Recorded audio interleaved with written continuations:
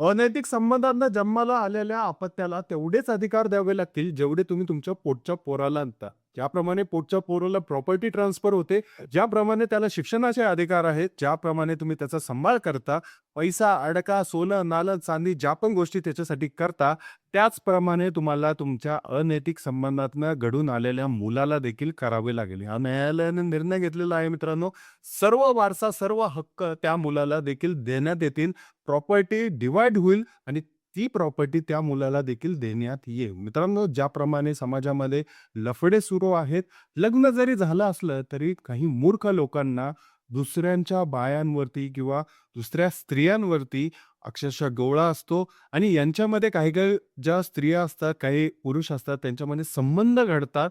काही-काहींना पैशाचीच हाव असते. त्या पैशाच्या पायी ह्या स्त्रिया ज्या असतात ह्यांच्याकडे अट्रॅक्ट होतात आणि काही-काही फक्त शारीरिक सुखासाठी अट्रॅक्ट होतात आणि याच्याचमध्ये मित्रांनो यांच्याकडे संबंध घडून येतात आणि यामधनं काही चुका घडल्यावरती ज्याप्रमाणे अपत्य जन्माला येतं आणि हे अपत्य मित्रांनो त्यानंतर भांडणं होतात, मारले जातात, की हे ठेवायचं नाही, याची काही गरज नाहीये आपल्याला, यांसारख्या गोष्टी बोलल्या जातात किंवा जरी तो जन्माला आला तरी त्याला त्या प्रकारचे अधिकार भेटत नाही, ज्या प्रकारे त्या माणसाच्या पोटच्या पोराला अधिकार भेटतात.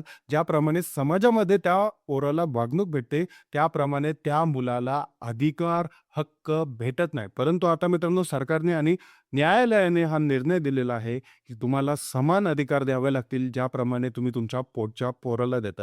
मित्रांनो, हे मूर्ख लोकं ज्यावेळेस लफडी करतात, त्यावेळेस विचार करत नाहीत. त्यांच्या बायकोचा विचार करत नाहीत, त्यांच्या जवळच्या आजूबाजूच्या नातेवाईकांचा विचार करत नाहीत. त्यांना ती हाव असते, त्या हवेमध्ये हे जाऊन कुठल्याही घाणेरड्या गोष्टी करतात आणि त्यामध्ये मित्रांनो ह्या चुका त्यांना भोवतात.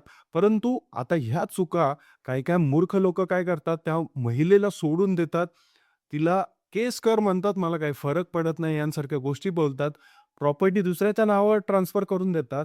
सगळ्या गोष्टी अशा प्लॅननुसार करतात, जेणेकरून त्या महिलेला जिच्यासोबत संबंध ठेवण्यात आलेले आहेत आणि जिच्यापासून अपत्य जन्माला आलेलं आहे, तिला कोणत्याही प्रकारचे ते अधिकार भेटत नाही, जे की तिला भेटले पाहिजेत. आणि ह्या माणसाने तिला फसवून ह्या सगळ्या गोष्टी केलेल्या असतात किंवा त्या स्त्रीनेच तिला माणसाला फसवलं असतं. ह्या सगळ्या गोष्टी होतात आणि प्रॉपर्टीसाठी, पैशासाठी या गोष्टी केल्या जातात. परंतु आता याच्यावरती न्यायालयाने ठोस निर्णय दिलेला आहे, की तुम्हाला कंपल्सरी ह्या अनैतिक संबंधातनं घडलेल्या मुलाला तुम्हाला प्रॉपर्टी देणं गरजेचं आहे. जर तुम्ही नाही दिलं, तर तुम्हाला अटक देखील होऊ शकते. तुम्हाला शिक्षा भोगावी लागेल.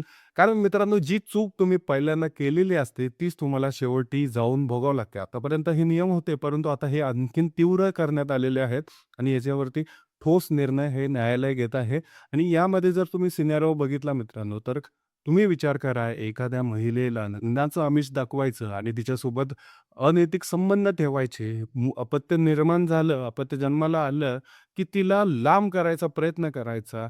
एवढंच नव्हे, एखादी महिला पैशासाठी एखाद्या पुरुषासाठी संबंधांमध्ये राहते आणि संबंधामधनं अपत्य जन्माला येतं.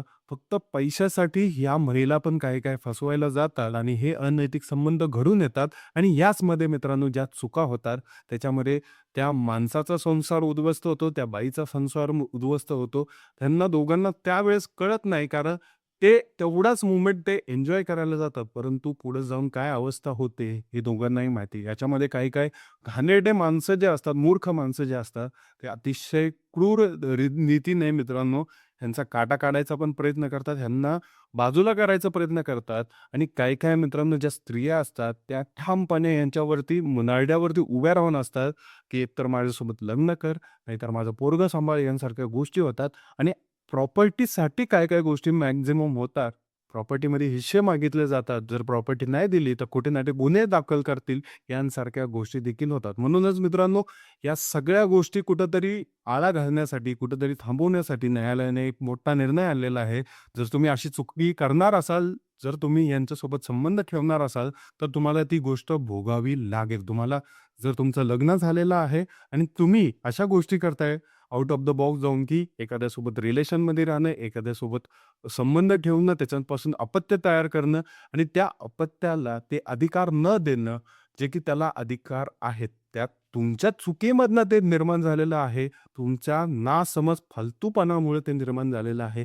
तुम्हाला एकासोबत लग्न केलं तरी तुमचं भागत नसेल, तर तुमचा मूर्खपणा याच्यातनं सिद्ध होतो. या एका कारणामुळं या न्यायालयाने हा निर्णय घेतलेला आहे, की कंपल्सरी त्या अपत्याला देखील तेवढी प्रॉपर्टी देण्यात यावी, जेणेकरून कुठेतरी आळा बसेल, की लोकं विचार करतील या अशा लफडेबाजी करण्यामध्ये, की आपलं लग्न झालंय बाबा, आपण दुसऱ्याच्या बाईवरती लक्ष टाकायला नाही पाहिजे, दुसऱ्या स्त्रीवरती लक्ष टाकलं नाही पाहिजे आणि जरी समोरनं आली, तरी तिला तिथंच थांबवायला पाहिजे.